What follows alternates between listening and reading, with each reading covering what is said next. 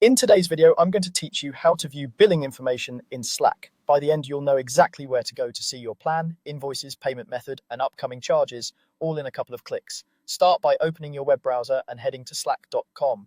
Using a desktop browser makes things clearer and gives you access to the full admin experience. Make sure you're signed in to the workspace whose billing details you want to view.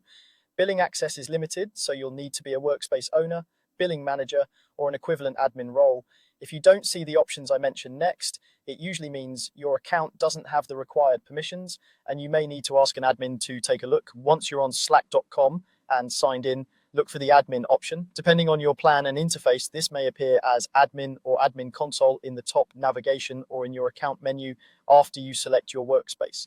Click it to open Slack's administrative controls. If you're part of multiple workspaces, confirm you've selected the correct one, since billing is specific to each workspace or organization. Inside the admin area, find and click Manage Billing. This takes you straight to your billing hub. Here, you'll see your current plan, the number of members you're paying for, your billing frequency, monthly or annual, and the date of your next charge. You can review invoice history, download past invoices as PDFs, and check the status of any recent payments. If your organization uses purchase orders or needs a specific company address or tax information on invoices, look for the sections that let you update billing details so your documents are compliant and accurate.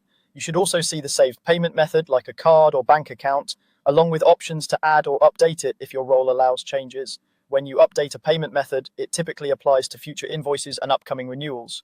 If you're forecasting spend, the billing page will show any prorated changes from seat adjustments and when those changes will take effect.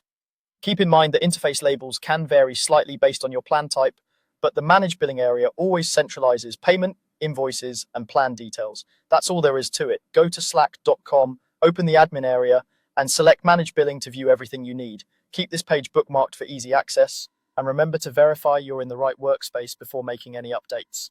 Thanks for watching, and happy organizing.